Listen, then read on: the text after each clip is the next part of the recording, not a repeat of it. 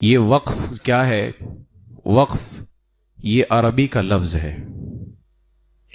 بہت تعجب ہوتا ہے کہ جو لوگ ہندوستان سے اردو ختم کرنے کی بات کرتے ہیں وہ عربی لفظ کو پورے ہندوستان میں مشہور کر رہے ہیں۔ وہ آج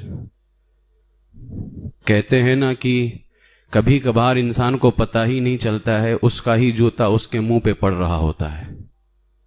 یہی حال اس وقت ہندوستان کی موجودہ حکومت کا ہے۔ وقف ایک عربی لفظ ہے اور وقف کا تصور اسلام نے عطا کیا ہے۔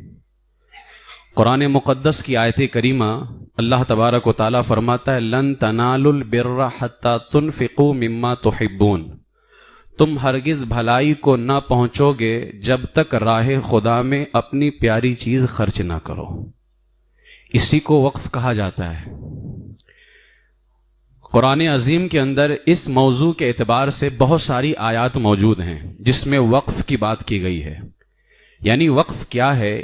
وقف یہی ہے کہ بندہ اللہ کے لیے، اللہ کی رضا کے لیے اپنی جائیداد یا اپنے مال کو وقف کر دیتا ہے، وہ اللہ کے لیے قربان کر دیتا ہے، اسی کو وقف کہا جاتا ہے۔ قرآن مقدس کی جس آیت کریمہ کی تلاوت کی ہے اس میں وقف کا عظیم تصور اسلام نے عطا کیا ہے کہ اللہ تبارک و تعالی کی راہ کے اندر جب تک بندہ اپنی پیاری چیز خرچ نہ کرے ہرگز وہ کامیابی کو نہیں پہنچ سکتا ہے۔ احادیث کریمہ کا اگر جائزہ لیا جائے تو احادیث کریمہ سے بھی اوقاف یعنی وقف کی حقیقت اور اس کے واقعات کا اندازہ ہوتا ہے۔ ایک روایت ہے سنن ابن ماجہ کی، حضرت سیدنا ابو ہریرہ رضی اللہ تعالیٰ عنہ سے مروی ہے، میرے آقا علیہ الصلوۃ والسلام نے فرمایا مومن کو اس کے مرنے کے بعد اس کی جن نیکیوں کا ثواب ملتا ہے۔ یعنی بہت ساری نیکیاں ایسی ہیں کہ آپ مر جائیں تو ان کا ثواب منقطع ہو جائے گا۔ آپ نماز پڑھ رہے ہیں تو نماز کا ثواب آپ کو تبھی ملتا، اسی وقت تک ملتا رہے گا جب تک آپ زندہ ہیں، نماز پڑھ رہے ہیں۔ اس کے بعد آپ نماز نہیں پڑھیں گے تو ثواب کہاں سے ملے گا؟ لیکن کچھ نیکیاں ایسی ہیں جن کا ثواب منقطع ہوتا ہی نہیں ہے، ختم ہوتا ہی نہیں ہے، مرنے کے بعد بھی ملتا رہتا ہے۔